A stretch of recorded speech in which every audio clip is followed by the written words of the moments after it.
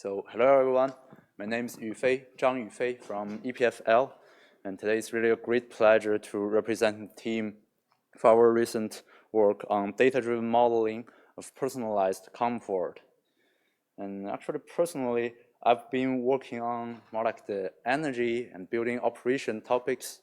So for myself, I noticed the necessity of this personalized comfort model. It's mainly because to realize the principle of occupant-centric operation, we have to respond to the individual comfort needs of each occupant, and also let the building respond and react more smartly, dynamically, because to balance the more overarching energy targets. So we realize the existing conventional comfort model might suitable because they were developed mainly for scientifically describing the comfort condition for the average people on a large population. And in addition, many of the input variables, such as clothing factors, is really hard to acquire for site deployment if it's beyond the lab.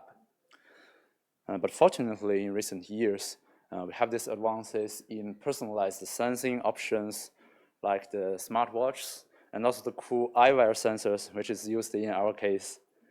They can measure both perhaps bodily and ambient conditions, and also with some associated mobile app, the individual could also provide their comfort state, which is really their subjective feedback, and also inform the activity contexts. So with this data as the input features, there are also promising machine learning-based pipeline proposed. Basically, like we can use classifier to predict like each observation of the comfort states, which can be super useful for the downstream personalized controller because it can, in response to this predicted or projected comfort states, to do some reactive or proactive intervention. And other than just prediction, we might also able to using this ad hoc machine learning explainer to understand how these input features finally lead to these prediction results, which may even justify the downstream interventions. But unfortunately, this is still mainly in the vision, and we need to really address some existing issues. Basically, in reality, people are experiencing the switching and recurrent changes of comfort states. So if we consider each observation of the comfort states as independent, namely IID samples in classification, it might lead to such very unstable prediction results and therefore also problematic actions. For the controller, it might be quite confusing, like how to make such nudging or actions based on these oscillating conditions, and when should they make it also. And even given those overview of the feature importance from those explainer, we might still hard to address and rectify this issue. Therefore, in our solution, what we want to change is somehow intuitive. Can we just modeling the transition process more explicitly? And theoretically, to model the state transition is usually the job of Markov chain models. And if it's specifically this continuous time Markov chain, we are able to model the varying transition probability among different comfort states. And specifically, this is achieved by like modeling the transition rate, which is the derivative of the transition probability. And in CTMC models, it's really called hazard, which can be still generated by a machine learning model or deep learning model using these ambient and contextual features. And to get this back from derivative to the transition probability, we might need to rely on some neural ODE framework to implement this CTMC model. It's a bit complex to explain, so I recommend to refer to this, the original paper of this framework. But I can give an example of how it's implemented in our cases. For example, at the beginning, at this timing, we have both sensing and also mobile app feedback. We can see like the occupants specify like at this time they are already in some a bit less comfortable states, but not yet really discomfort. So we know this state wins 100%, and we can also, the model will generate the projected state probability over time given this status quo. And this is actually driven by this aforementioned underlying hazard. And here the color indicates the destiny comfort state of transition. As time goes on, like those sensing from wearable sensors can be much more frequently available. So there will be some updating of this project probability. And we can see actually there seems a trend like the discomfort state is being dominated. And finally, until the occupants give the next observation, we can confirm, okay, it's really discomfort happened. And then it will kind of proceed and re-update again. So you can see like everything here is gradually updated. We can indeed achieve a stable prediction. And also here, this hazard can naturally give us some implication on what will happen in the future. So it's quite effective for the proactive intervention.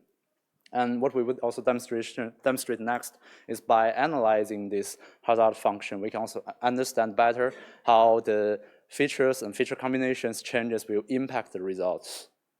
So let's move to the case study. But first of all, let me introduce this cool eyewear device. It's called AirSpec, developed by our co-authors from University of Freiburg and MIT. And you can see like on this eyewear, it installed so many sensors to kind of like measuring this multi-domain comfort and also some bodily conditions like the temple skin temperature. Associated with that, we also have this mobile app feedback, like the occupants could provide their comfort states and also inform with some contextual conditions like their activities. But for now, it's really a preliminary study, so it's kind of a small scale on-site case study. Here are the details of all the measured variables as well as extracted contextual conditions.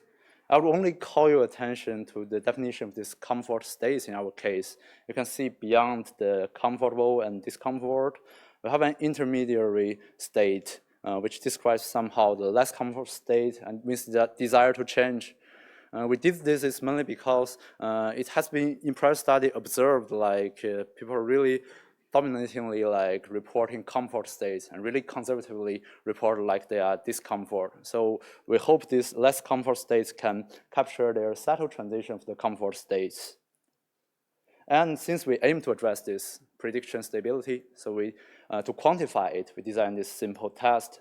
Usually like between two observation of comfort state feedback for one individual, it's very unlikely like the occupant experiencing some oscillating of comfort states.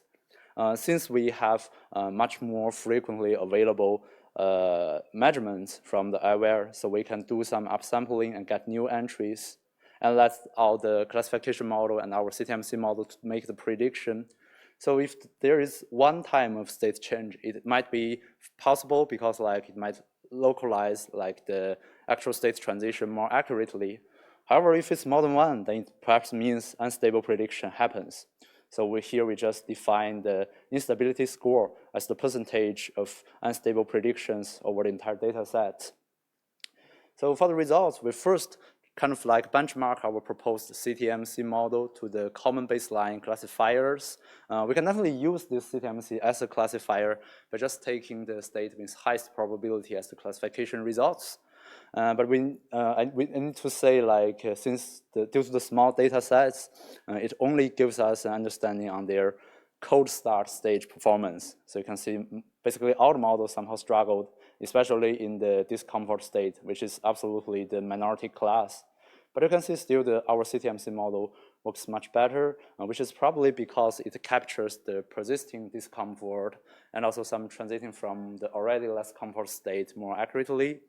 Also, if we observe at the aforementioned instability score, we can see our model can achieve way much better stable prediction performance over other baselines.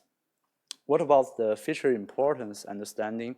Here we first also compare the overall feature importance from both classifiers and our model. It kind of identify a similar set of ambient conditions, basically thermal and ventilation related, and also similar set of activity context.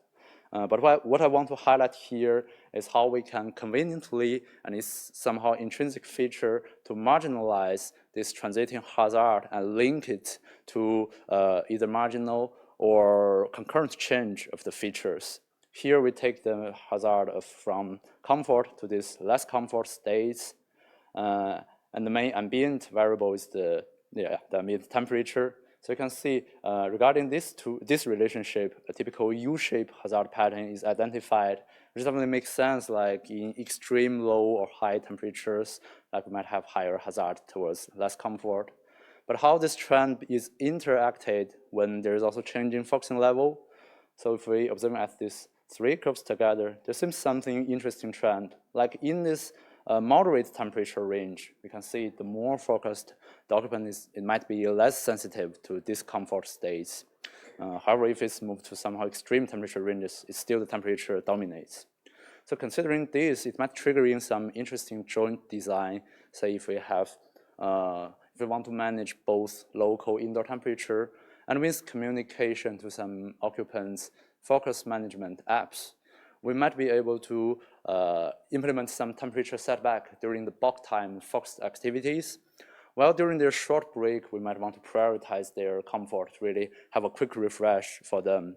And then this analyzing of marginal hazard will give us hints on how much we should change in the temperature.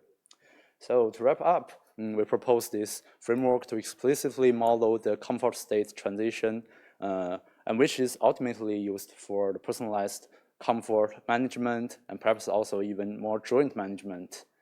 So in the follow-up studies, definitely we will, actually it's already ongoing to do more larger scale, both site and lab experiments using our cool air-spec airwear device. And also we need to mention, like, we want to propose this approach, but not aim to replace the existing classification models. In fact, we realize a complementary use of some perhaps semi-supervised classification approaches can really give us more abundant samples using those soft labeling techniques. And also we need to realize that although these wearable sensors are pretty cool, but in some cases, due to some cost and privacy issues, we might need to consider some alternative sensor setup or even proxy to infer these occupants' activities and preference, and we need to transfer this workflow to these scenarios. And this might also link to some other ongoing work happening in the lab, so we really hope you can follow up, and also the entire series study from AirSpecs. So thanks a lot for your attention. Any questions?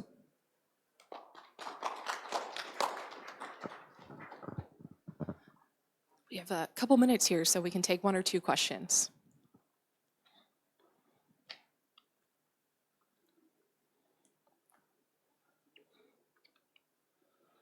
It's got to be one question here. Yes.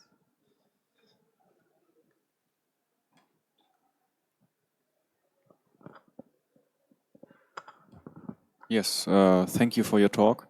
I was wondering, since your classification performance, if I remember correctly, was around 60%-ish, do you think that taking more measurements with different kinds of sensors could improve something there, or is there just too much uncertainty in general in user prediction behavior prediction, that way around?